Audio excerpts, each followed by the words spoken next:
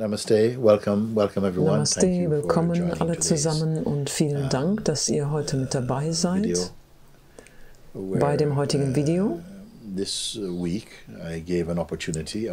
Diese Woche habe ich eine Gelegenheit gegeben, und zwar ein Zeitfenster von einer Woche, damit alle schreiben können und ihre Gedanken mitteilen können in dieser sehr herausfordernden Zeit mit dem Ausbruch des Covid-19-Virus in aller Welt. Und ich hatte das Gefühl, wenn so viele Menschen darauf beschränkt sind, zu Hause zu bleiben, dass ich den Herzenswunsch hatte, diese Gelegenheit zu bieten, in der einige von euch eure Gefühle in dieser Zeit ausdrücken können. Viele Briefe sind gekommen, viele haben schon Satsang geschaut, aber viele auch nicht. Heute werde ich also einige Briefe vorlesen, bis ich das Gefühl habe, dass wir für heute genug Briefe beantwortet haben. Ich danke euch, dass ihr dabei seid, und vielen Dank an diejenigen, die Briefe geschrieben haben, aber auch besonderen Dank an die ganzen medizinischen Fachkräfte, die Regierungen in aller Welt, die unter vollständiger Belastung stehen und sich bemühen, den Ausbruch dieses Virus zu begrenzen. Wir segnen euch, wir beten darum, dass wir diesen Ausbruch unter Kontrolle bekommen. Ich möchte aber auch darauf hinweisen, dass viele wunderbare Dinge gleichzeitig in dieser weltweiten Krise passieren, dass die Natur sehr positive und ermutigende Zeichen einer Erholung zeigt von vielen der toxischen Belastungen, die also dem Planeten auferlegt worden sind. Und dies sollte eine wunderbare Inspiration für uns selbst als Menschen sein, uns auch von so viel Negativität zu entgiften, der wir über die Jahre ausgesetzt waren. Und zwar bezüglich von Neuigkeiten, von Medien, Negativität in Unterhaltung und so weiter. All den Dingen, die den menschlichen Geist kontaminieren und belasten und ihm sein natürliches Strahlen an Mitgefühl, an Freude, universeller Brüderschaft, an Frieden nehmen. Ich danke euch, dass ihr mit dabei seid. Ich danke euch für eure Aufmerksamkeit. Und ich habe hier recht viele Briefe, die eingegangen sind. Ich habe sie zuvor nicht gelesen, sondern ich werde sie spontan auswählen. Und so funktioniert das hier. Vielen Dank.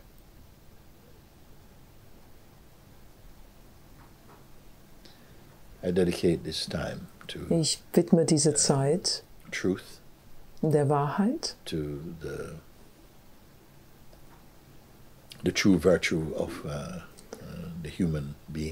der wahren Tugend der Menschen, der Erhebung des menschlichen Geistes, der Führung und der Inspiration für diejenigen, die das in dieser Zeit am meisten benötigen. Danke, Vater, danke. Here we go. Los geht's. Okay, dear Mooji. Lieber Mooji, was ist der spirituelle Zweck eines Virus wie des Coronavirus, wenn er einen Zweck hat? Oder was können wir als Menschen daraus lernen? Mit Liebe, Santiago. A good one to start, no? Danke, das ist ein guter Brief für den Anfang. Was ist der spirituelle Zweck eines Virus wie dem Coronavirus? Wir können darüber in Begriffen wie Zweck sprechen und unsere Meinung darüber ausdrücken. Ich würde sagen, was ich beobachtet habe, ist, dass die Welt bezüglich einer gemeinsamen Harmonie unter den Menschen so zerrissen ist. Wir sind so unterschiedlich in unserem Ausdruck, und wir sehen in vielen Teilen der Welt,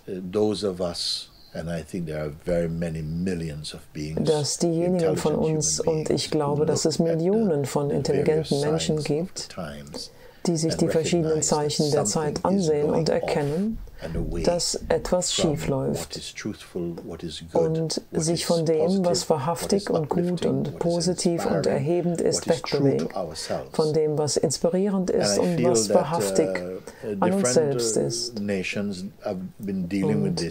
Und ich habe das Gefühl, dass verschiedene Nationen damit auf ihre eigene Weise umgegangen sind. Mein Gefühl ist, dass bei diesem Ausbruch des Coronavirus, der ja eine Pandemie ist, das bedeutet ein weltweiter Ausbruch dieses Virus und daher eine Sorge für die gesamte Welt darstellt. Ich glaube, dass keiner von uns, der am Leben ist, eine Zeit erlebt hat, in der sich alle Menschen auf diese intensive Weise auf ein Thema konzentrieren mussten. Es gibt so viele Menschen, die darüber Angst empfinden und tiefe Sorge und die sich gestresst fühlen durch das, was geschieht, die sich Sorgen um ihre Familien machen, denn so viele Menschen sind krank. Und sie dürfen vielleicht nicht bei ihren geliebten Menschen sein. Ein großer Teil der Wirtschaften in den verschiedenen Ländern ist vollständig zum Stillstand gekommen. Zum Beispiel Flugdienste, so viele Dinge sind stillgelegt auf eine Art und Weise, wie wir es noch nie erlebt haben. Und wenn du fragst, was der Zweck von dieser ganzen Sache ist, würde ich sagen, dass ich sehen kann, wenn ich also sage, dass die ganze Welt im Moment zu Hause ist. Und für einige Menschen ist zu Hause in diesem Fall das Krankenhaus. Aber sie sind eingeschränkt in ihren sozialen Bewegungen, in ihrer sozialen Freiheit und gezwungen, zu Hause zu bleiben. Ich sehe das zuallererst als eine tiefe Herausforderung für viele Menschen an, die noch nicht die Gelegenheit gehabt haben, wirklich Zeit mit ihren Familien zu verbringen,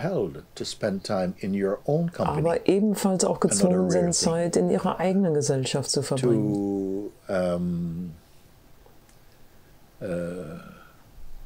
To feel the impact of the threat of one's mortality. Diese Auswirkung dieser Bedrohung der eigenen Mortalität fühlen. Ich habe das Gefühl, da stecken ebenfalls sozusagen viele spirituelle Vitamine drin, dass wir gezwungen sind, nach innen zu schauen und darüber nachzudenken, worum es im Leben eigentlich geht. Denn in einer so kurzen Zeit, auf so unerwartete Weise, haben so viele Menschen das Gefühl, dass ihr Leben bedroht ist. Und das führt zu einer sehr kraftvollen Nach-Innen-Gerichtetheit der Aufmerksamkeit, zwingt uns dazu, zu reflektieren, worum es im Leben geht. Und einen trivialen Zeitvertreib, der scheint seine Anziehungskraft zu verlieren, weil die Aufmerksamkeit sich auf wichtigere Dinge konzentrieren muss, auf dringendere Dinge. Ich halte diese Dinge für wunderbare Zeichen für die Menschen als Gelegenheiten zu einer tieferen Reflexion. Ich halte das für einen wichtigen Teil der Größe von Menschen, über die Existenz, den Zweck der Existenz, das Leben selbst nachzudenken, den Wert des Lebens und so weiter. Und ich glaube, nur dadurch, dass wir solche Beschränkungen auferlegt bekommen, wir wissen häufig nur dann, wenn wir in gewisser Weise eingeschränkt werden oder bedroht werden oder in einer sehr intensiven Erfahrung gefangen sind, wird diese Art von Innenschau provoziert. Und zu Anfang wird unser Verstand natürlich Amok laufen. Denn wir hätten es lieber bequem, wir würden uns lieber darauf freuen, was wir morgen oder heute Abend tun, vielleicht in welches Kino wir gehen möchten oder welches Theater.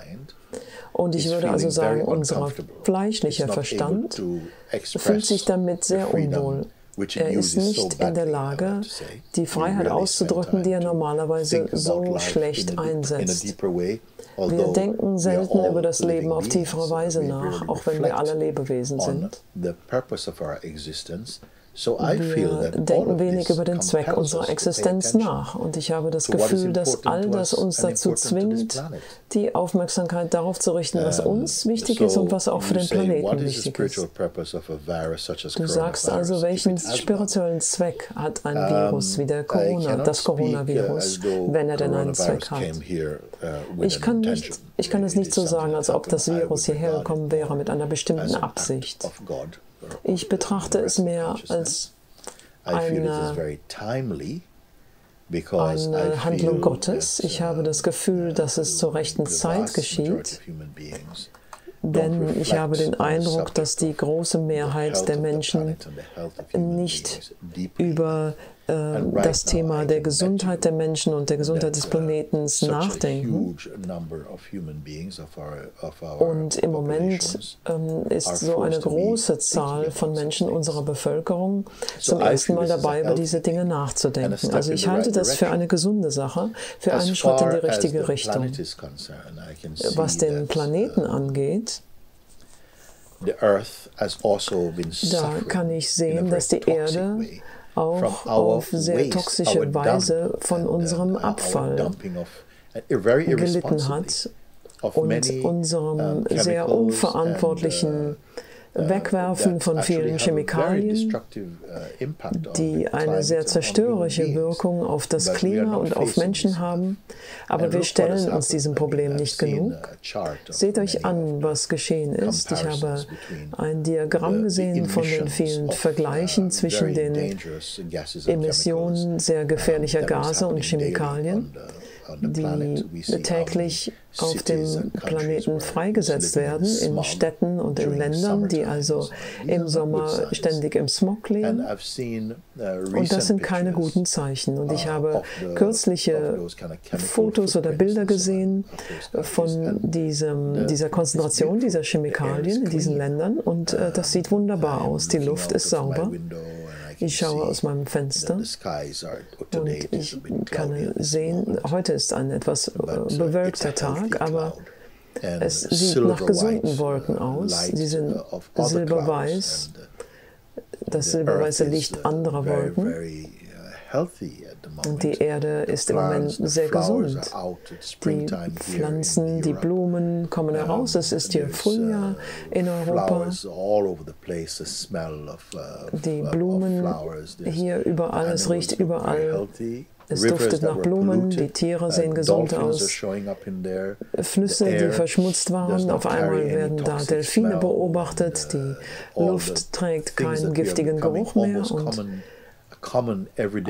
all die Dinge, die alltäglich geworden sind, sind im Moment selten. Also es gibt da einige sehr gute Zeichen, dass Mutter Erde entgiftet und wunderbar darauf reagiert, eine Pause von unseren menschlichen Ausschweifungen zu erhalten. Und ich halte das für eine sehr gute Sache. Und ich hoffe, dass wir Menschen weiter mental und emotional und körperlich uns entgiften. Natürlich handelt es sich hier nicht um ein vollständig rosiges Bild. Es gibt auch viele Bedenken. Da gibt es ein Thema, was mich besonders berührt. Während so viele Institutionen geschlossen sind,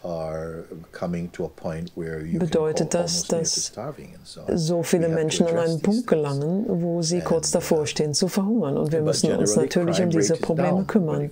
Aber im Allgemeinen ist die Rate von Verbrechen gesunken. Sie könnte natürlich wieder steigen, wenn Menschen gezwungen werden, Dinge zu tun, um zu essen und ihre Familien zu versorgen. Wir wissen es nicht.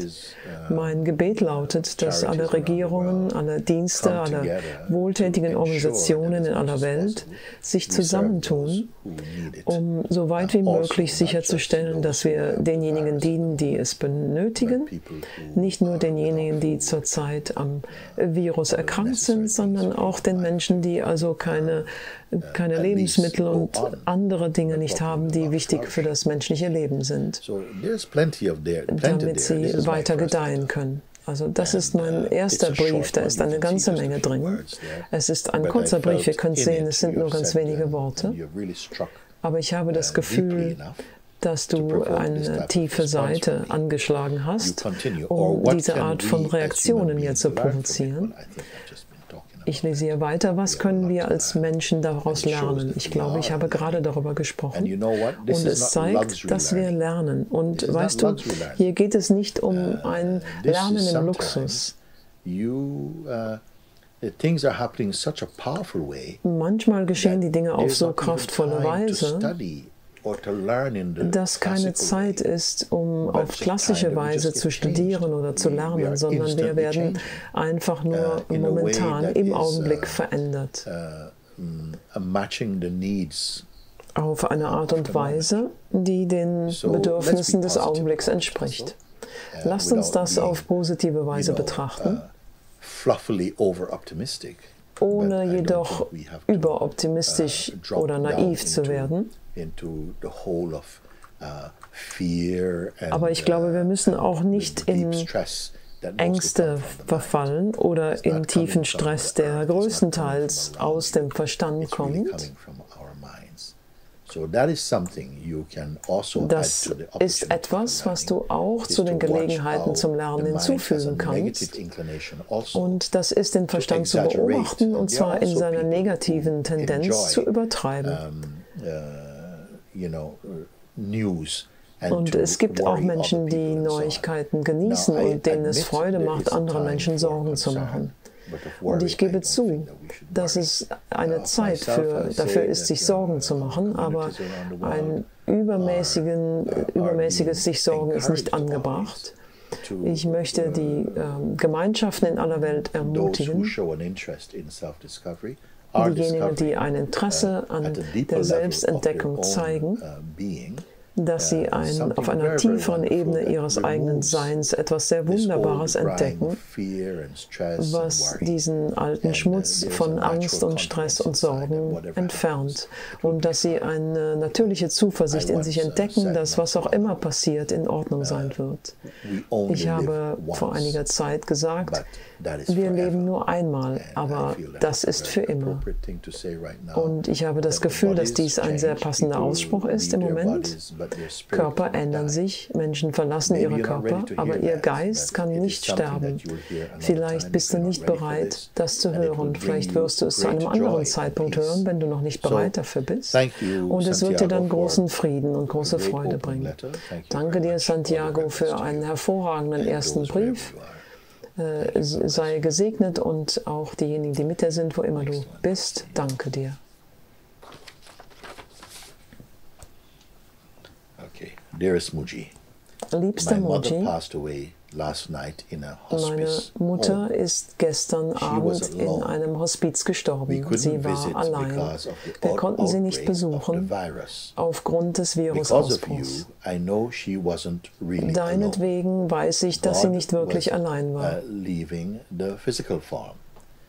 Gott hat die physische Form verlassen. Bitte bete für meine Schwestern und für mich und auch für meinen 86-jährigen Vater, der die Insel Jamaika in dieser wichtigen Zeit nicht verlassen kann. Mein privater Name für dich ist der moderne Christus. Du hilfst mir, die Verstandesangriffe zu verstehen, insbesondere dann, wenn ich jeden Tag, jeden Abend Satsangs auf YouTube anschaue. Alles Liebe, Florette. Und da ist ein schönes Bild von dir beigefügt. Florette, vielen Dank für diesen Brief. Wie du weißt, lese ich die Briefe vor. Weil ich sie zum ersten Mal lese, gehe ich noch ein paar Mal darüber und füge dann Kommentare hinzu, wo ich das für nötig halte. Wir fangen also noch einmal an. Meine Mutter ist gestern Abend in einem Hospiz verstorben. Gott segne ihre Seele. Sie war allein. Wir konnten sie nicht besuchen aufgrund des Virusausbruchs. Das ist überall so. Und das ist eine große Herausforderung, denn wir hoffen häufig oder nehmen es als selbstverständlich an, wenn unsere geliebten Menschen versterben, insbesondere wenn sie eine Weile krank war, dass die Familie damit dabei ist. Es sei denn, sie befinden sich entfernt von zu Hause natürlich. Das ist eines der Dinge, das für viele Menschen eine große Herausforderung und einen großen Test dargestellt hat, dass ihre Familienmitglieder möglicherweise alleine versterben. Du sagst jetzt, deinetwegen weiß ich, dass sie nicht wirklich allein war. Und ich freue mich, dass du das erwähnst. Du sagst, Gott hat die physische Form verlassen. Das hört sich vielleicht nach einer etwas starken Ausdrucksweise an, ja, aber was Florett damit meint, ist, dass die eigene wahre Natur, der eigene Geist nicht sterben kann. Das Leben kann nicht sterben. Der Tod kann nicht leben. Das Leben verlässt den sterbenden Körper. Und das Leben, was immerwährend ist, ewig ist, zeitlos und rein, das ist Gottes Geist in jedem Einzelnen von uns. Florett schreibt hier, Gott hat die physische Form verlassen. Bitte bete für meine Schwestern und auch für mich. Mein Wille für euch und meine Gebete für euch sind, dass ihr weiter innerlich wachsen werdet aus dieser intensiven Erfahrung und den Erfahrungen, die das Leben euch bringen wird. Wie ich zuvor schon erwähnt habe, der weise Mensch baut sein Haus aus den Steinen, die seine Feinde auf ihn werfen, und lebt glücklich in diesem Haus. Was ich damit meine, ist, dass ein weiser Mensch aus Schwierigkeiten lernt und wächst, aus schwierigen Augenblicken, aus herausfordernden Zeiten, sogar wenn er von anderen missbraucht wird, verurteilt wird. Er reagiert nicht einfach, sondern er reflektiert. Er findet die Juwelen in einem normalen, gewöhnlichen Stein. Er findet das, was daran schön ist. Und er wird in seinem Geist durch diese Entdeckung genährt und wächst innerlich davon. Ich bin sehr froh darüber, dass ich hier jemand habe, der demonstriert, dass er diese Botschaft wirklich auf tiefste Weise gehört hat. Bitte bete für meine Schwestern und für mich selbst und auch für meinen 86-jährigen Vater, der die Insel Jamaika in dieser entscheidenden Zeit nicht verlassen kann. Hier können wir also erkennen, dass es einige Menschen gibt. Wir haben im Allgemeinen eine hohe Verehrung für dieses Gefühl unserer individuellen Freiheit. Aber diese Situation, von der alle betroffen sind, bedeutet, dass du gezwungen bist, in Quarantäne zu bleiben oder in einer Beschränkung, denn es macht keinen Unterschied, wie viel Geld du hast. Du kannst nicht einfach ein Flugzeug mieten und woanders hinfliegen. Diese Art von Einschränkung, gegen die unser Verstand rebelliert. Ich mag das nicht. Ich möchte frei sein, zu tun, was ich will. Aber ich möchte, dass du deine Perspektive darüber änderst und erkennst, dass du genau durch diese Beschränkung, die du gerade erfährst, dass du dann und wenn deine Einstellung reif und offen dafür ist, du sie von Rebellion zu Bescheidenheit, zu Demut ändern kannst und zu sehen beginnen kannst, dass da wunderbare, reichhaltige spirituelle Vitamine aus deiner aktuellen Situation kommen, von denen du kraftvoll wachsen wirst. Also sei nicht so frustriert, denn der Verstand neigt dazu, direkt in Frustration und Urteil und Langeweile zu springen. Sondern während du beginnst, diese Verhaltensweisen zu beobachten oder damit fortwährst, deine Gefühle, ohne dich damit so schnell zu identifizieren oder zu persönlich, da wirst du bemerken, dass sich ein Raum öffnet zwischen dem funktionierenden Verstand und seinen Verhaltensweisen und dir selbst, der du das beobachtest.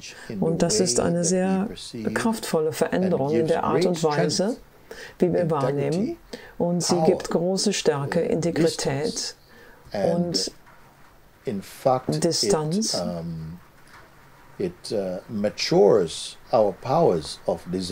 Und sie sorgt dafür, dass unser Unterscheidungsvermögen reift, mit dem wir gut von schlecht und richtig von falsch unterscheiden.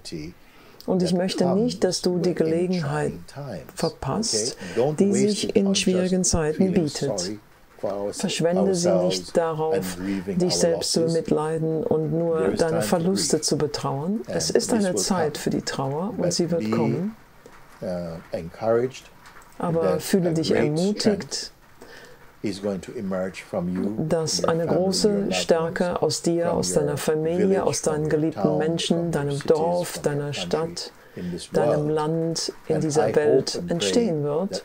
Und ich hoffe und bete, dass als ein Ergebnis von dem, was zurzeit passiert, dass die Welt ein besserer Ort werden wird, und zwar für alle Menschen.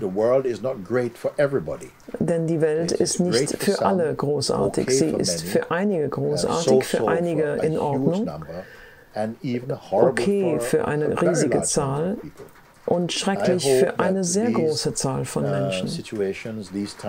Und ich hoffe, dass diese Situation, diese Zeit uns helfen wird, in unserem Mitgefühl umfassender zu werden, in unserem Verständnis, in unserer Sorge, in unserem Kümmern, unserem Gütigsein, denn alle werden davon berührt. Niemand ist so hoch oben und niemand so unten gestellt. Wir werden von einer gemeinsamen Sorge berührt, und ich bete, dass der menschliche Geist sich auf wunderbarste Weise ausdehnt aus diesen Herausforderungen. Mein privater Name für dich ist der moderne Christus. Du hast mir geholfen, die Angriffe vom Verstand zu verstehen, insbesondere während ich Satsang auf YouTube schaue, jeden Tag. Alles Liebe von Florette. Ich kann also so zu dir sprechen. Vor einigen Jahren wäre ich dazu vielleicht nicht in der Lage gewesen. Und einige von euch sehen vielleicht diese Art von Video zum ersten Mal. Und ich würde sagen, dass diese Menschen offensichtlich von Menschen kommen, diese Briefe von Menschen geschrieben worden sind, die ein tieferes Interesse am inneren Wachstum haben, nicht nur am äußeren Wachstum. Und das bedeutet, bezüglich deiner Weisheit zu wachsen, deines Verständnisses des Lebens auf tieferer Ebene, dich selbst mehr zu erkennen, nicht als das Objekt, das der Körper ist, die Sinnesorgane, aber du bist nicht nur dein Körper. Und zu der Entdeckung zu kommen, dass du der unsterbliche Geist darin bist, dass das, was stirbt, nicht wahr ist. Und dass wir uns weiter ausdehnen, nicht nur in unserem physischen Leben, sondern in unserem spirituellen Leben. Danke dir für diesen schönen Brief, Florette. Sei gesegnet. Ich liebe dich. Ich wünsche dir das Beste. Sei dein Vater und deine Mutter, seien sie auch gesegnet.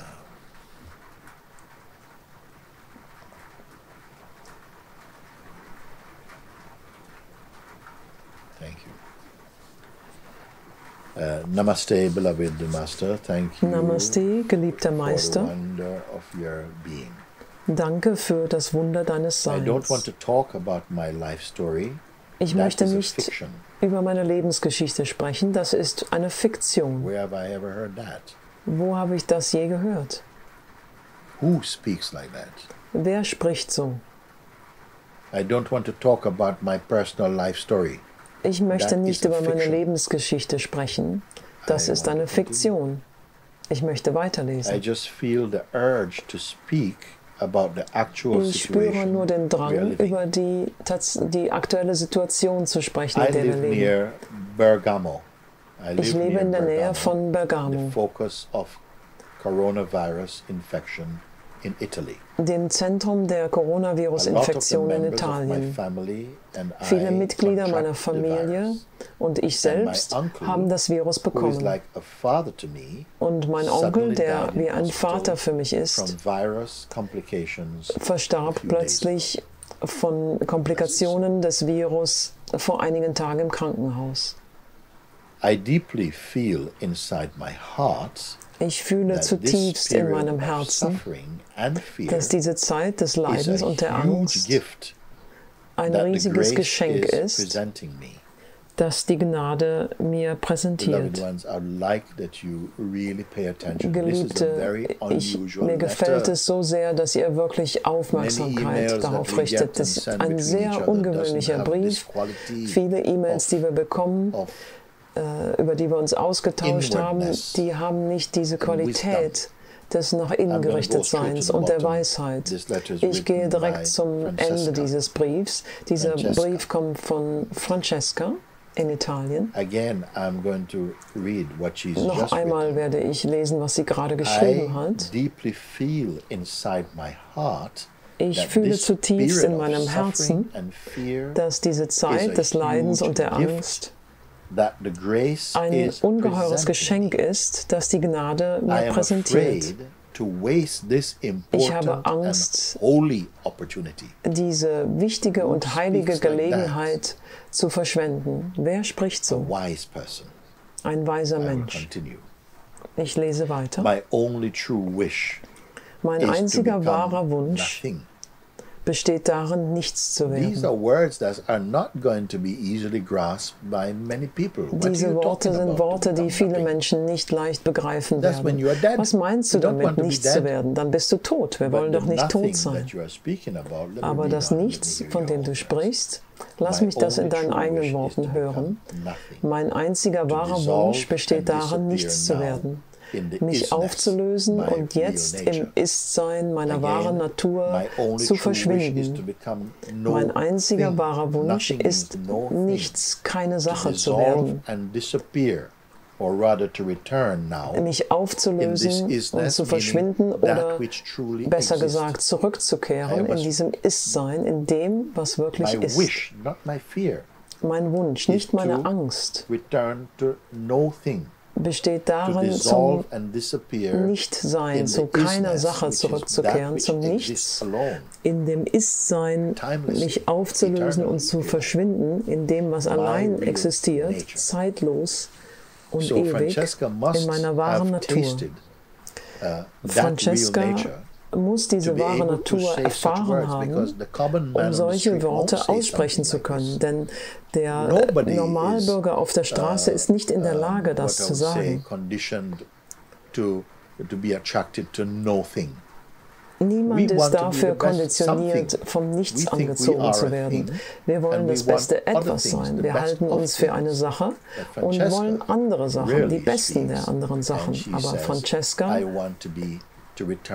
sagt, ich möchte zu keinem Ding, zum Nichtsein, zum Nichts zurückkehren, zu meiner wahren Natur, die das ist, was existiert. Ich möchte nicht noch einmal Zeit verlieren und ich bitte dich, mir zu helfen, keine Form mehr anzunehmen. Ich nehme an, dass ihr den Regen hören könnt. Es regnet gerade im Moment. Es ist ein frischer Regen aus dem Himmel. Und er trifft hier auf das Zinkdach meiner Hütte. Ich weiß nicht, ob ihr das hören könnt. Ich werde hier das Fenster schließen lassen.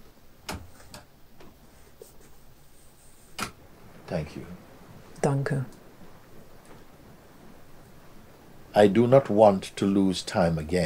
Ich möchte nicht noch einmal Zeit verlieren und bitte dich, mir zu helfen, nicht mehr Form anzunehmen. Ich möchte jetzt sterben.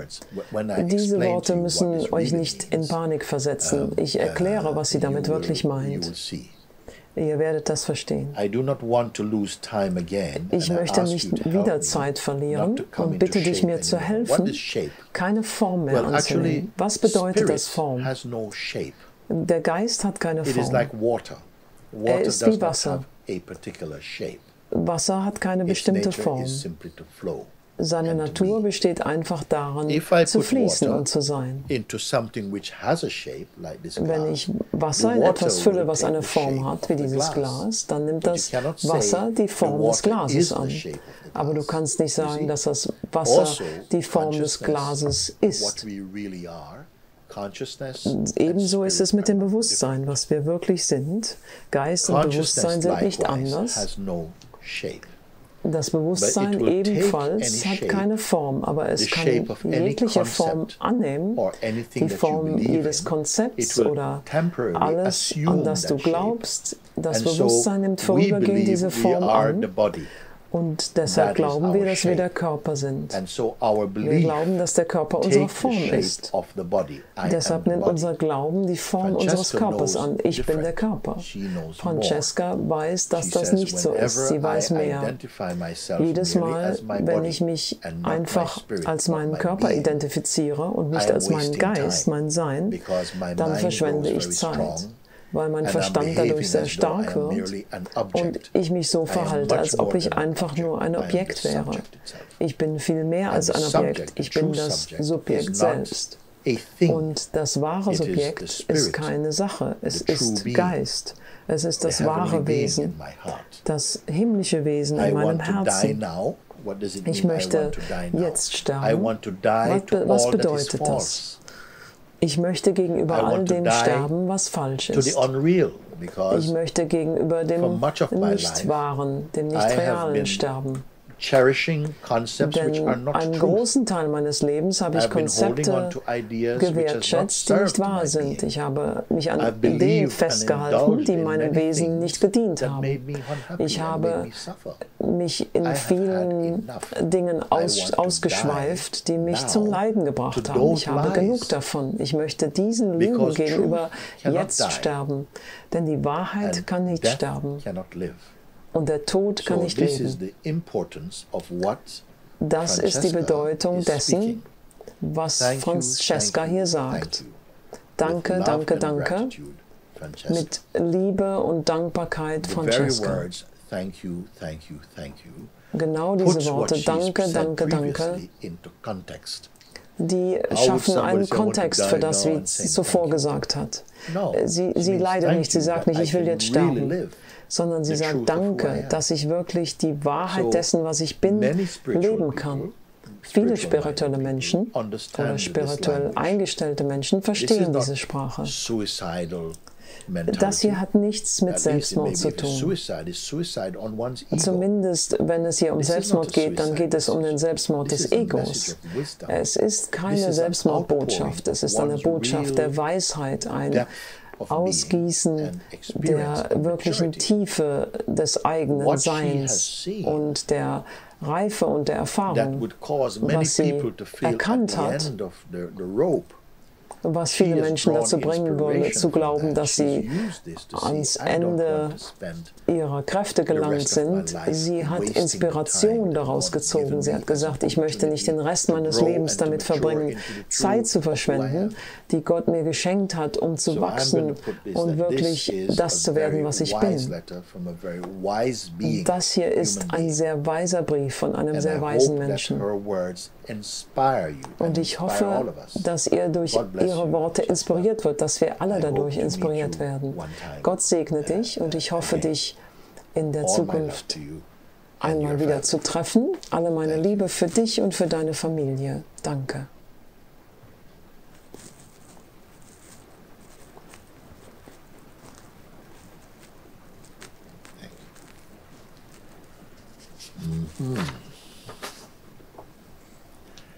Next.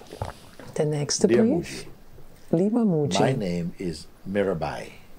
mein Name ist Mirabai. Ich bin seit Mai letzten Jahres eine Schülerin von dir über YouTube.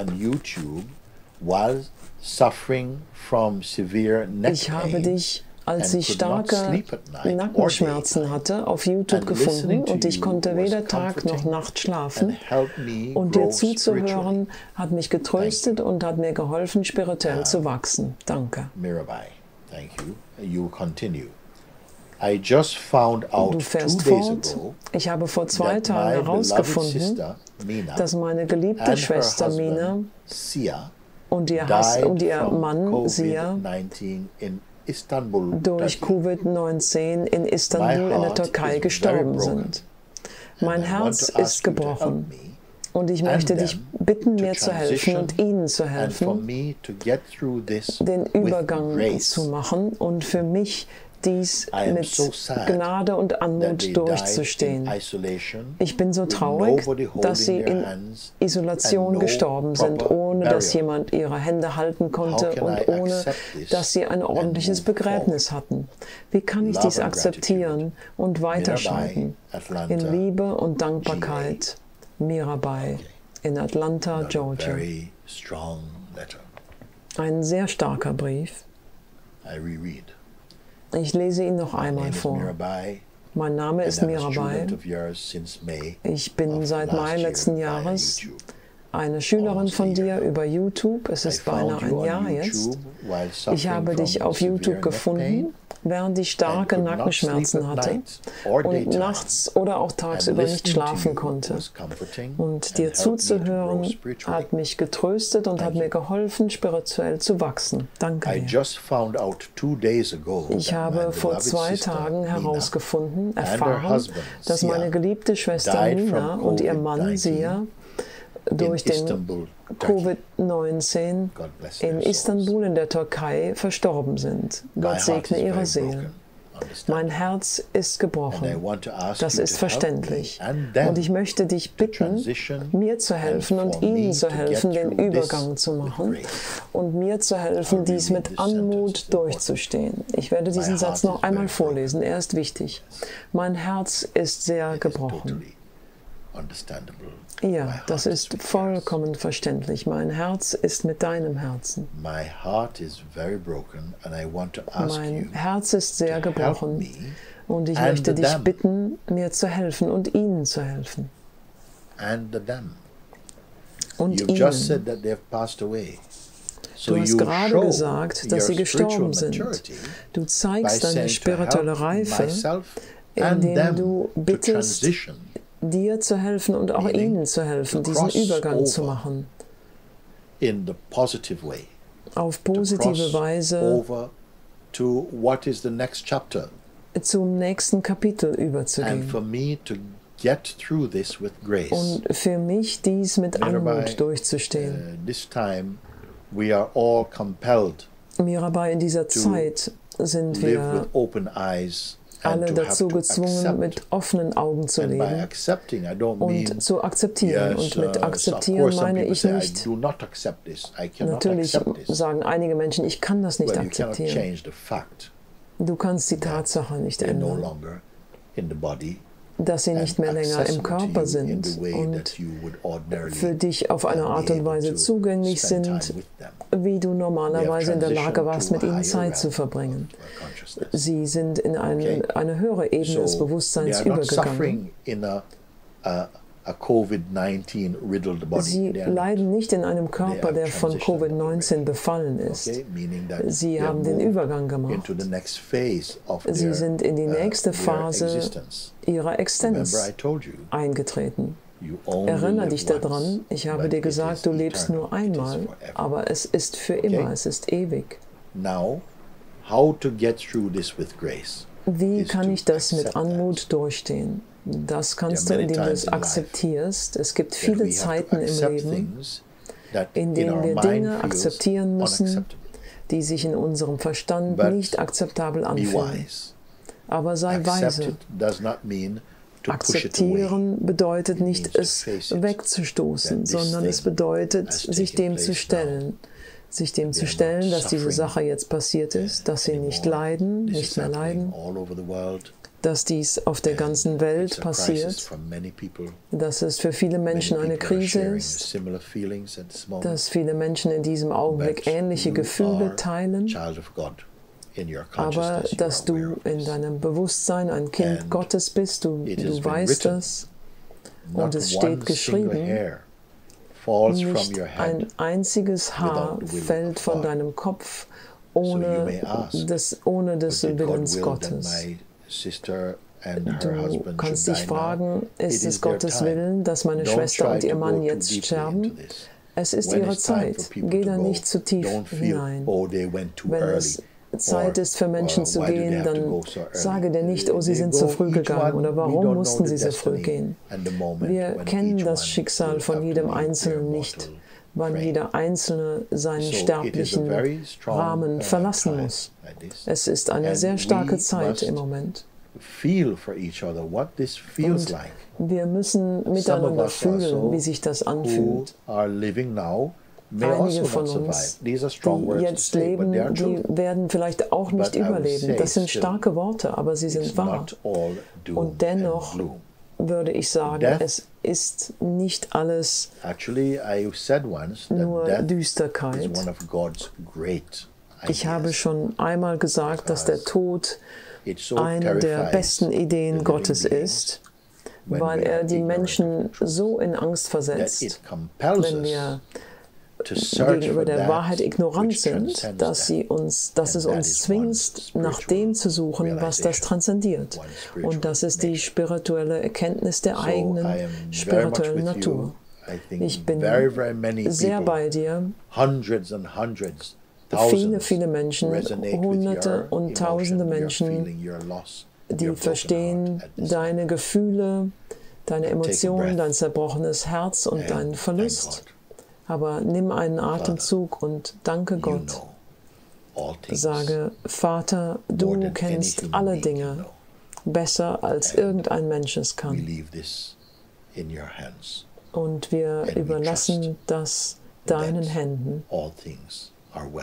Und wir vertrauen, dass in deinem Königreich alle Dinge gut sind. Danke. Ich bin so traurig, dass sie in Isolierung gestorben sind, ohne dass jemand ihre Hände halten konnte und ohne ordentliches Begräbnis. Das ist eine weitere starke Sache. Das ist wiederum darauf basiert, auf unseren Wünschen, letzten Wünschen für viele Menschen. Wenn ich meinen Körper verlasse, dann möchte ich von meinen Familienmitgliedern, meinen Freunden, meinen geliebten Menschen umgeben sein. In der Avatutta Gita,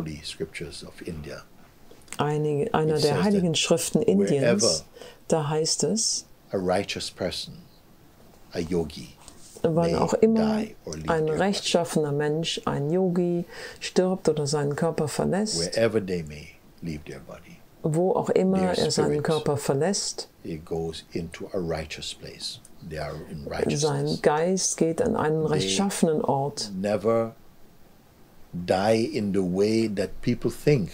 Er stirbt nie auf eine Art und Weise, wie sich die Menschen das vorstellen.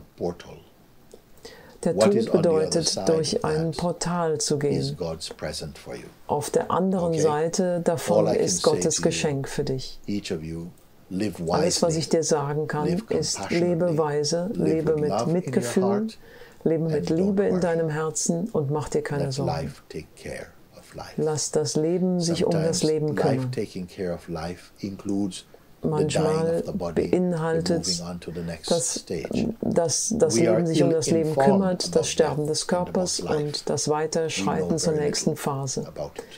Wir wissen wenig über das Leben. Niemand spricht darüber. Es ist beinahe ein Tabu.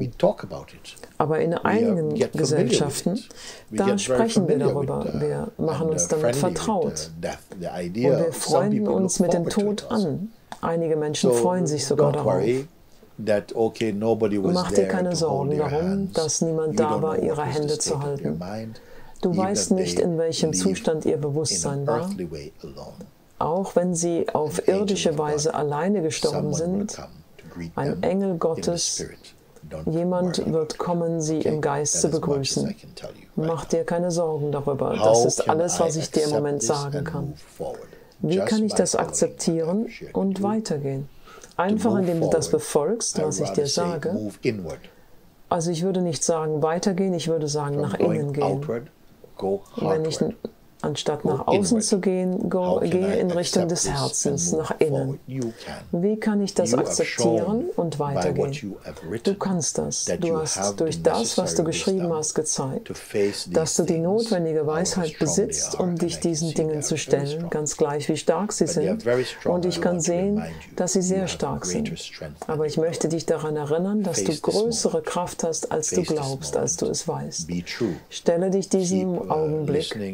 Sei wahrhaftig, höre den Worten und den Lehren zu, die dein Herz beflügeln und inspirieren, die die Ignoranz von dir abfallen lassen.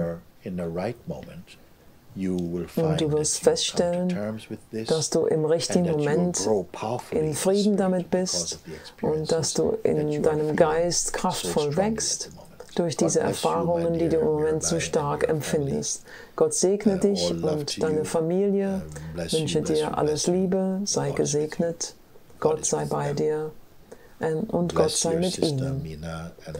Segne auch deine Schwester Mina und ihren Mann, Sia. Danke. These are very strong letters. Das sind sehr starke Briefe. Und ich habe diese Gelegenheit eröffnet für Menschen, dass sie schreiben können. Und ich bin mir sicher, dass für jeden geschriebenen Brief es Tausende von Menschen gibt, die ähnliche Erfahrungen, Gefühle und Bedenken haben. Und ich hoffe daher, dass das Vorlesen dieser Briefe dir helfen wird, etwas Trost zu finden. Der nächste Brief hier, da heißt es: Geliebter Mooji Baba, ich danke dir, dass du in diesen aufgewühlten Zeiten Fragen beantwortest, in einer Zeit, die seit einiger Zeit ungewiss ist. Also meine Frage bezieht sich darauf, dass das Leben sich um das Leben kümmert. Wenn eine Situation sich präsentiert und demjenigen, der sich als der Tuende wahrnimmt, wenn diese Situation an dem Tuenden hart zieht, stark zieht, aufgrund einer Wahrnehmung, für die Angelegenheit, um die Sache aufzulösen. Wie kann das passieren, während man gleichzeitig frei von persönlicher Intervention bleibt?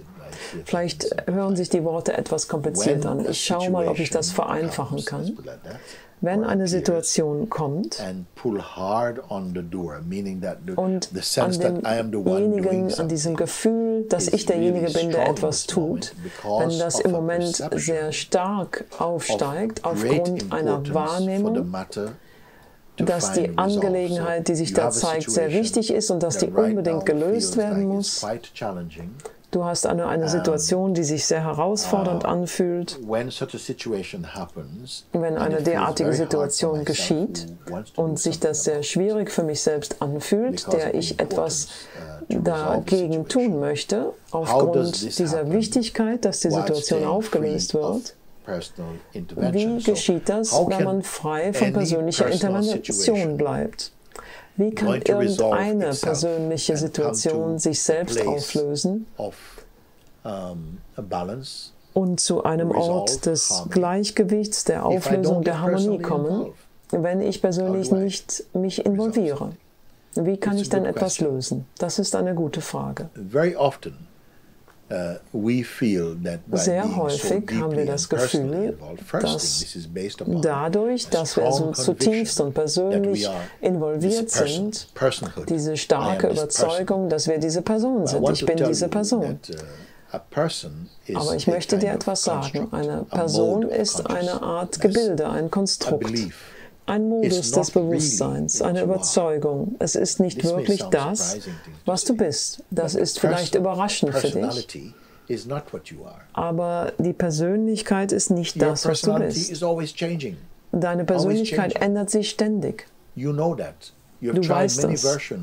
Du hast viele Versionen ausprobiert, aber sie ändern sich ständig.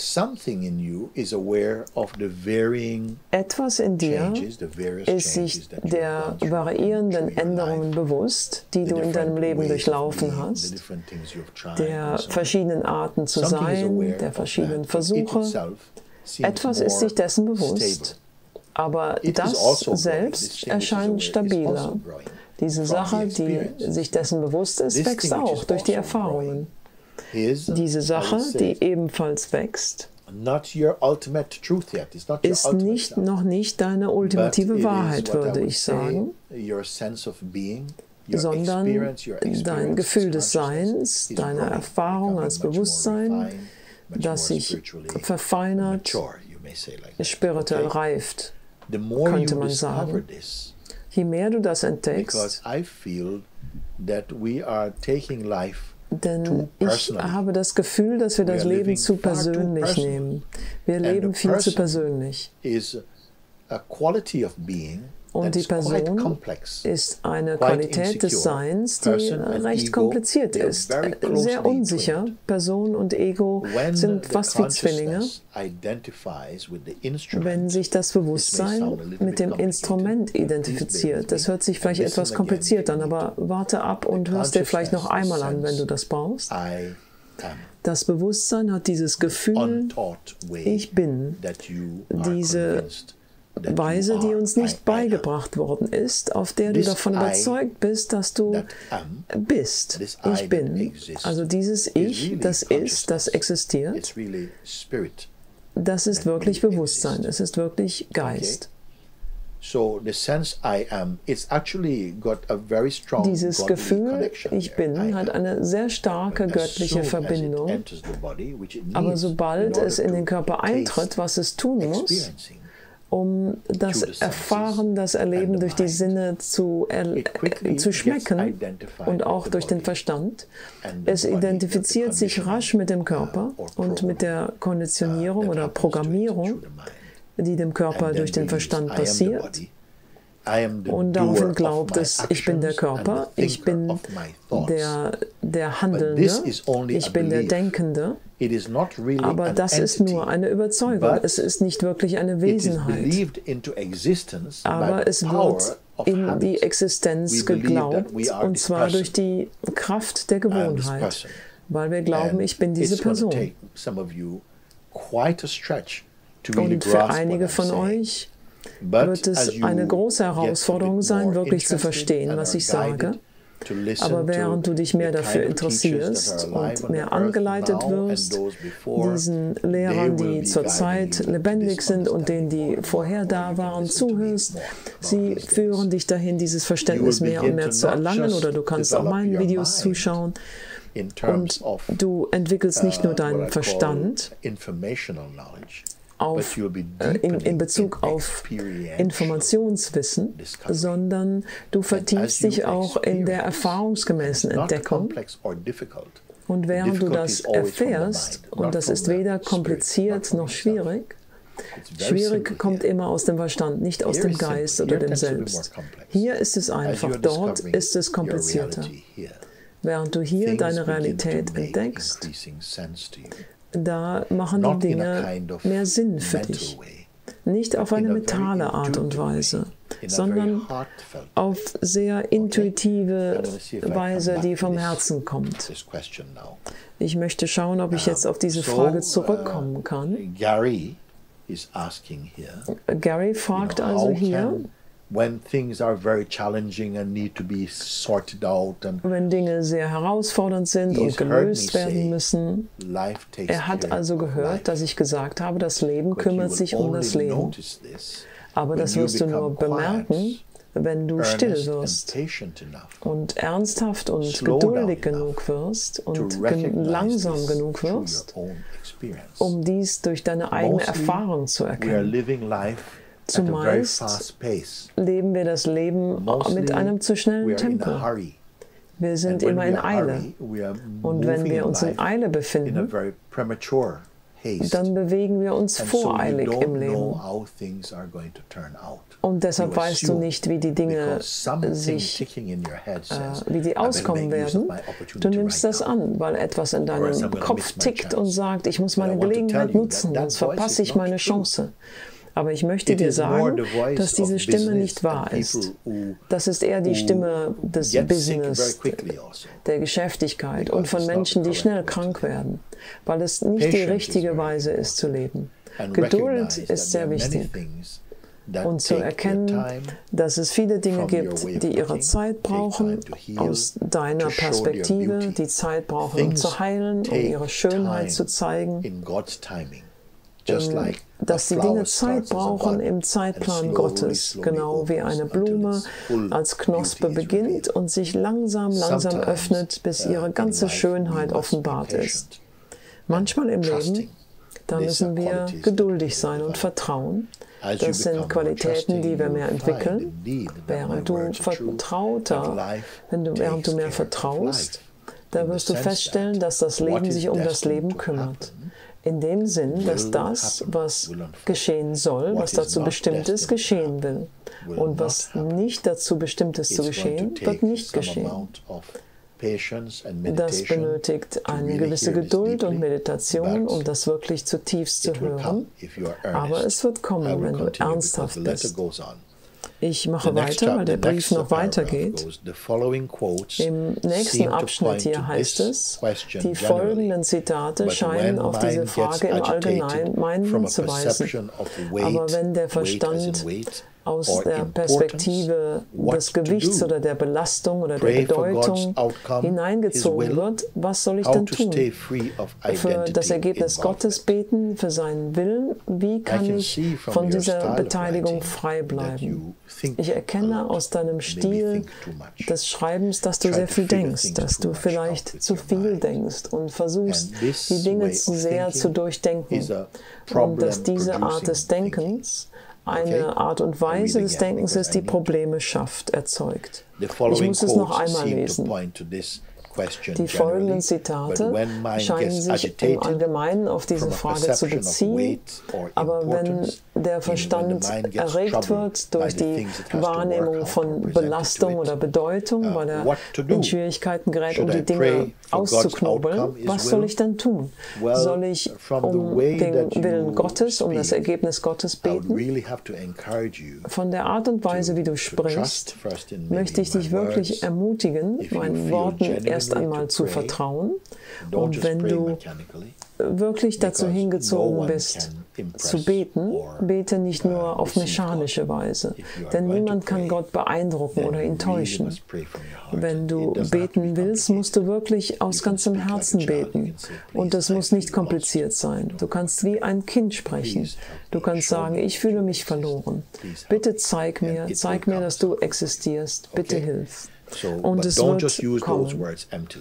Aber benutze diese Worte nicht als leere Worte. Du sagst, wenn der Verstand durch das Gewicht der Dinge, die wichtig zu sein scheinen, angeregt wird, was soll ich dann tun? Soll ich dafür bitten, dass Gottes Wille passiert?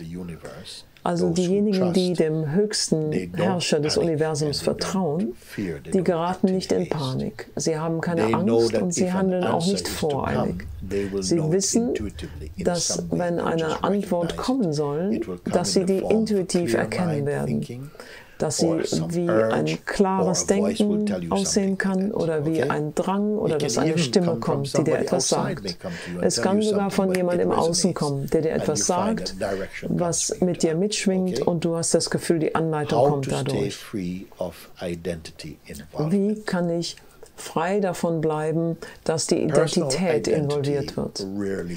Persönliche Identität löst selten irgendetwas auf. Um Dinge aufzulösen, auf der höchsten Weise, musst du weniger persönlich werden. Je persönlicher du bist oder je persönlicher du das Leben nimmst, umso komplizierter kann es werden, weil deine Emotionen, deine Tendenzen, dein Charakter, deine Anhaftungen, deine Wünsche, all diese Dinge da reinspielen, deine Wahrnehmung zu verzerren und das selten zum besten Ergebnis führt. Ein Ergebnis wird kommen, aber für das beste Ergebnis musst du aus deinem eigenen Weg gehen und du darfst deinen Verstand nicht zwingen, eine bestimmte Form anzuwenden. Du brauchst dafür etwas Geduld. Ramana, ein großartiger Weise aus dem Süden Indiens, sagt, das Wort Hingabe wird verwendet, wenn eine Dualität zwischen mir und Gott besteht. Wenn diese Hingabe passiert, which we think as being our will, dann ist dieser Wille, den wir für unseren eigenen Willen halten, der fällt weg und es besteht eine vollkommene Akzeptanz, dass alles, was vorherrscht, Gottes Wille ist. Es ist unmöglich für den menschlichen Verstand, die Funktionsweise des Universums zu verstehen. Ich gehe also gerade nochmal über diesen Abschnitt. Gary zitiert hier die Worte eines großen spirituellen Meisters, der gesagt hat, das Wort Hingabe wird benutzt, wenn eine Dualität zwischen mir und Gott besteht. Die erste Sache, die ich dir sagen möchte, wenn wir wissen, dass Gott unendlich ist und alles durchdringt, wenn ich bete, wie weit von meinen Lippen entfernt befindet sich Gott, wenn er sich dessen bewusst ist? Muss ich schreien? Kann ich flüstern? Gott, bitte komm. Ist das leise genug? Wenn ich es einfach nur in meinem Verstand sage, kann er es hören? Kann er meinen Verstand lesen? Ja. Was Gott hört, ist deine Ernsthaftigkeit. Er reagiert auf deine Ernsthaftigkeit. Aber hier sagt Sri Ramana Maharishi, wenn wir das Wort Hingabe benutzen, dann impliziert das eine Dualität zwischen dir und Gott. Du glaubst sehr, sehr stark an deine eigene unabhängige Existenz und dass Gott irgendwo von dir entfernt ist. Ich weiß, dass Gott überall ist. Wenn Gott sich nur im Himmel befinden würde und der Himmel irgendwo über uns ist, dann ist Gott nicht unendlich und dann ist Gott hier nicht auf der Erde. Dem stimme ich nicht zu. Also Gott ist überall und auch in deinem eigenen Herzen. Sri Ramana sagt also, wenn diese Hingabe passiert, wenn du ein sehr starkes Gefühl der Individualität hast, dann musst du einfach akzeptieren, dass du vom Ort der Individualität sprichst, wenn du dich Gott hingibst. Und dann wird der eigene Wille, den du für deinen eigenen hältst, wegfallen, weil du ihn an das Höchste übergeben hast. Und dann ist da vollkommene Akzeptanz, dass alles, was vorherrscht, sein Wille ist, Gottes Wille ist. Viele religiöse Menschen kennen diese Worte, die ich jetzt spreche, sehr gut. Ganz egal, ob sie Christen oder Muslime oder Hindus sind. Wenn du so betest, wenn du dich selbst aufgibst, wenn du dich hingibst, das heißt, deinen Willen aufgibst, ich will das und das machen, ich denke, ich.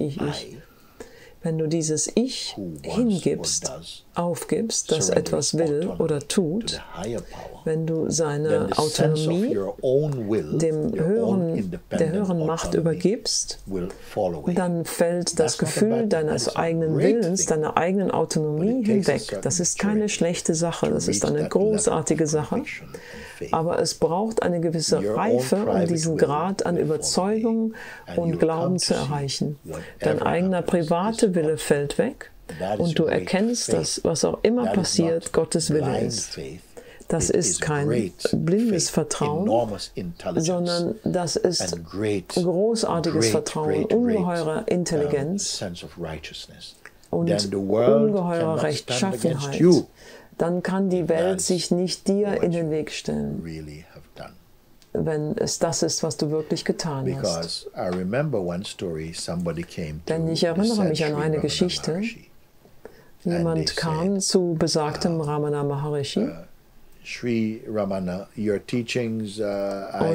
hat gesagt, ich habe Schwierigkeiten mit deinen Lehren, Sri Ramana. Ich stelle fest, dass die Hingabe eher mein Pfad ist. Ich finde die Hingabe einfacher als die Selbsterforschung.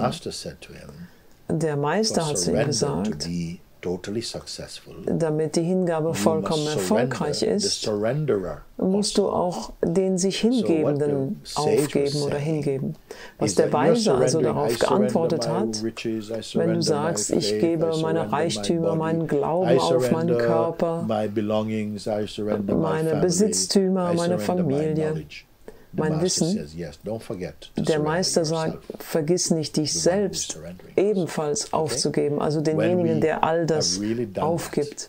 Wenn wir das wirklich getan your haben, life will reveal within yourself that your surrender has been accepted. Dann zeigt dein Leben in dir selbst, dass deine Hingabe akzeptiert worden ist und dass dein Verstand jetzt ruhig ist.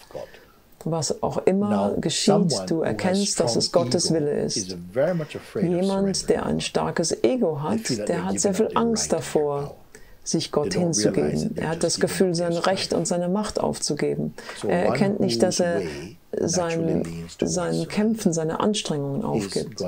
Jemand, der natürlicherweise zur Hingabe neigt, wird eine ungeheure Freiheit erfahren.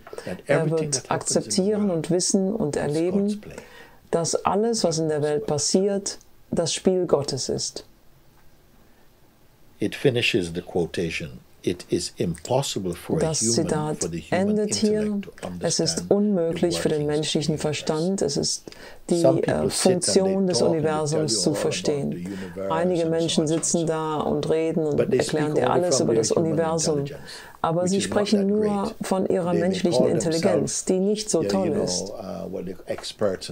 Sie nennen sich vielleicht Experten und so weiter, aber sie haben keine geistige Kraft. Und diejenigen, die wirklich sich im Geist entwickelt haben und in der Autorität des Geistes, die wissen, dass diese Leute nicht die Wahrheit reden, dass sie nur aus intellektuellem Wissen sprechen. Aber diejenigen, die Gott vertrauen, die werden eingesteckt sozusagen in das Kraftwerk, und wenn sie sprechen und wenn sie handeln, dann haben sie die Autorität und die Gegenwart Gottes. Danke für deine Freundlichkeit in diesen Zeiten. Mit Liebe, Gary Stoke. Danke dir, Gary.